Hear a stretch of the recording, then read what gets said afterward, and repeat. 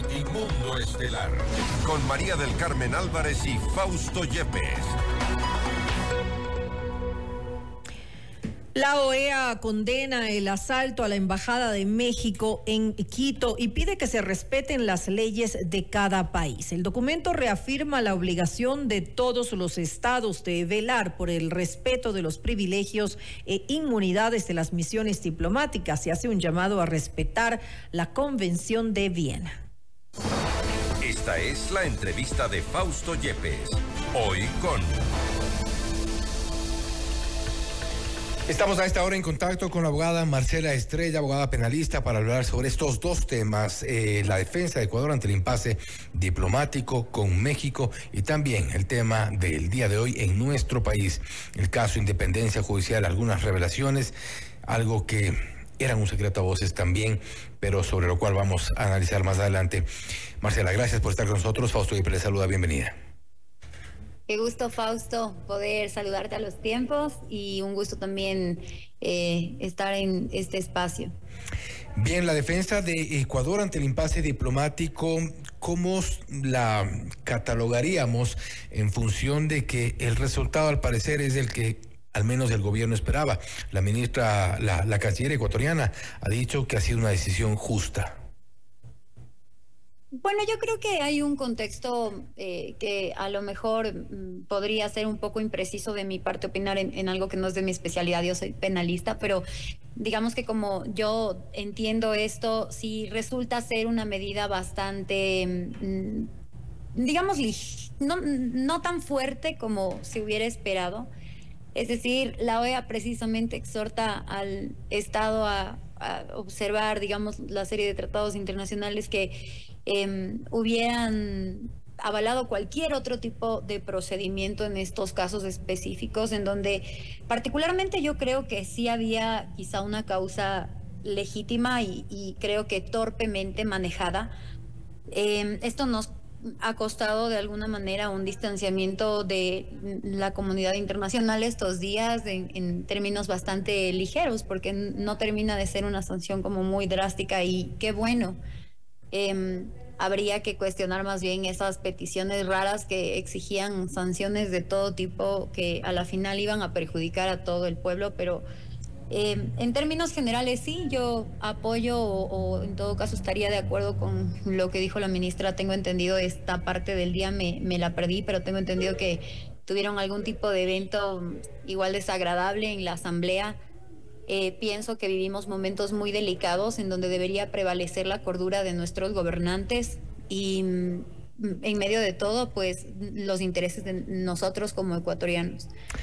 Y es evidente que desde México, autoridades incluso del gobierno hayan pedido o insistían en su momento con sanciones para Ecuador. En algunos casos de otros países igual es entendible. Lo que, claro, mencionaba Marcela, es que lo que no lográbamos entender es cómo un ecuatoriano exmandatario precisamente era quien peleaba en algunos foros afuera para pedir sanciones en contra de Ecuador. Esto al final no ha ocurrido. Según la canciller, ha sido una sanción, digamos, una condena justa. Pero ¿cuáles podrían ser, y con esto cerramos este tema, más adelante las consecuencias? Y me refiero más en términos de seguridad jurídica, por ejemplo. A mí sí me preocupa, digamos, lo que inicialmente se comentaba, ¿no? Con relación a la ruptura de las relaciones internacionales por violación específicamente a un pacto internacional. Y claro que las consecuencias, particularmente para mí, como digo, eran como muy significativas. Por un lado, el aislamiento diplomático y obviamente nosotros no estamos en la mejor condición de estabilidad en términos políticos, económicos e incluso sociales como para darnos quizá ese lujo de aislarnos diplomáticamente de países aliados. Sanciones económicas que eventualmente pues los países afectados hubieran podido exigir, digamos, en el marco de este perjuicio ocasionado. Incluso ya se han filtrado algunos videos adicionales de un quizá uso desproporcional completamente de la fuerza. Y esto, claro, pues sigue como repercutiendo en la credibilidad que podría tener el Estado en la comunidad internacional. Menos mal no estamos en otras circunstancias en las que incluso hubiera sido posible un conflicto armado. Ecuador condenó, este gobierno incluso condenó, de hecho, severamente una dinámica muy parecida en Medio Oriente. Pero definitivamente que esto se traduce en un impacto en la cooperación internacional y podría haber tenido consecuencias incluso en materia judicial. Recordemos que Ecuador y México son países que trabajan conjuntamente en investigaciones que tienen que ver con delincuencia organizada o grupos que están asociados al narcotráfico. De hecho, muchas modalidades de nuestros delitos, digamos, tienen su origen en varios patrones mexicanos. Entonces, la cooperación internacional en estos casos pudo estar en juego. No sé, quizá estoy dimensionando demasiado. Sí pienso que fue muy imprudente la medida, más allá de que el día haya sido como muy benévolo para el país en general. Esto no se trata de, digamos, un juego partidista o de acuerdos políticos. Pienso que es momento de que nuestros gobernantes en verdad se pongan a pensar con muchísima seriedad en que todas sus decisiones, absolutamente todas sus decisiones, las pagamos nosotros a corto, mediano y largo plazo. Entonces, este tipo de decisiones improvisadas en las que incluso espero no se vaya a dejar solos a los elementos policiales que intervinieron, porque finalmente la policía cumple funciones, pues ahora sí demuestren ser orgánicos, demuestren que podrían capacitar a la policía, inteligenciarse en precedentes de esta misma naturaleza. Porque a mí sí me preocupan las improvisaciones que estamos viendo y en temas diplomáticos, insisto, no se puede improvisar. Marcela, vamos al otro tema, el caso de independencia judicial, este caso por un supuesto delito de obstrucción a la justicia en el que están involucrados ex vocales del Consejo de la Judicatura, y allí vemos, hoy fuimos testigos de testimonios anticipados. El primero de Javier Muñoz, ex vocal del Consejo de la Judicatura, que hablaba de un plan orquestado por el expresidente Rafael Correa. Habló de una reunión entre el 29 de marzo y el 2 de abril del 2023 en Brasil. Dio detalles del hotel, la hora y cuál fue el propósito de esa reunión. Él había cedido a esta reunión inicialmente y ahí hubo algunos pedidos puntuales.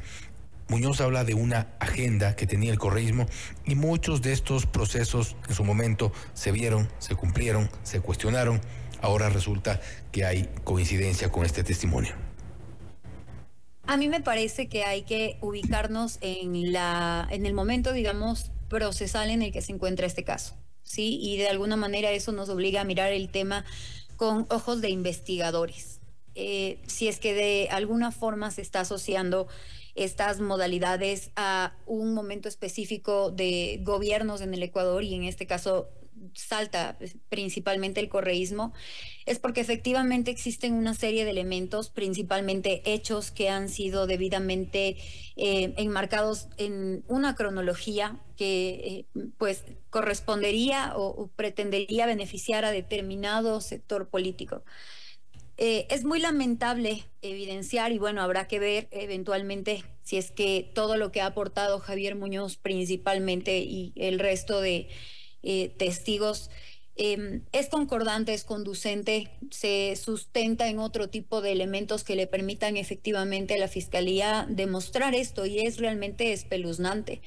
El hecho de que haya existido un plan quizá prácticamente ordenado, inteligenciado, en el que habían roles, porque es claro que las personas que saltaron en el testimonio de Javier Muñoz desempeñaban o tenían algún tipo de función específica en el marco de esta organización delincuencial. Y preocupa que haya sido un expresidente, hay que decirlo con nombres y apellidos, no es algo que lo estemos inventando, es producto de un testimonio que forma parte de una potencial prueba en un proceso grande de corrupción. Vemos que había una intención clara de destituir autoridades, de consolidar estructuras de corrupción en el marco de procesos incluso de designación de jueces ya en materia de sorteos cuando se presentaban cualquier tipo de causas, y saltó pues a la vista el tema sobornos, ¿no? Vemos que habían... Sí, y a propósito de estos elementos que podría, o sea, debería conocerse si son conducentes, en algunos casos incluso información que pueda ser verificable. Por ejemplo, dentro de esta agenda mencionada por Javier Muñoz estaba más o menos en este orden: destituir a Diana Salazar de la Fiscalía. El proyecto de destitución efectivamente se dio en la fecha que Javier Muñoz había mencionado.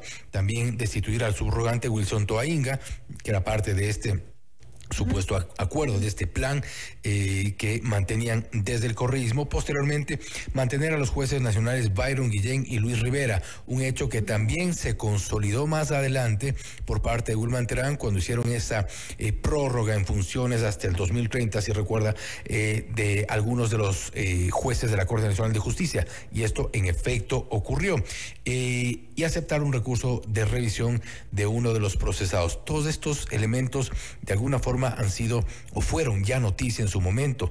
Esto de alguna forma podría entonces dar mucho más credibilidad al testimonio.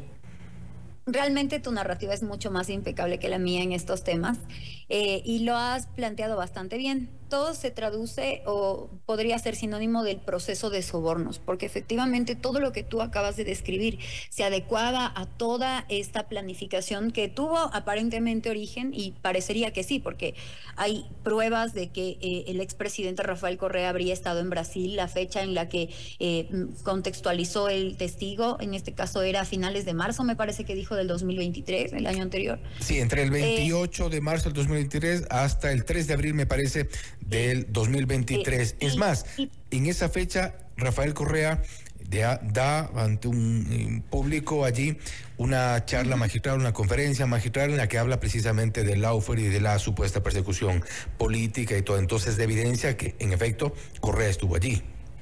Sí, no podríamos desmerecer este elemento, y por supuesto que en términos investigativos sería interesante que pudieran, no estoy muy segura del tiempo que le pueda quedar a la Fiscalía de Instrucción Fiscal, pero sería interesante que desde Brasil se pueda aportar también elementos que permitan demostrar que pudo haber una reunión en este hotel a tal hora y etcétera, habían tales partícipes. Pero bueno, todo esto nos llevaba a un fin específico, que era la destitución de la fiscal general. En este momento, pues la doctora Salazar, de su subrogante, el doctor Toainga.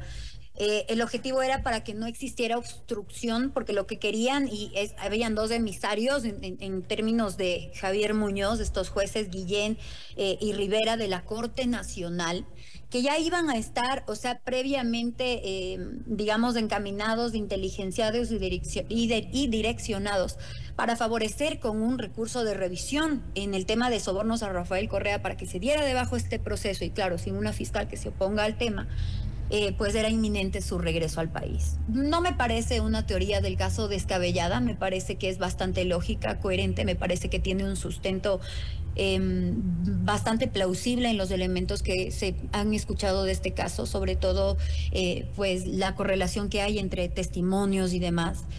Y es preocupante, no solamente, además, Javier Muñoz se había referido a esto, sino que habla además de otros elementos que permiten justificar la teoría del caso de la Fiscalía en cuanto a la relación que podía tener el expresidente de la República con el entonces presidente del Consejo de la Judicatura, y me refiero a Wilman Terán.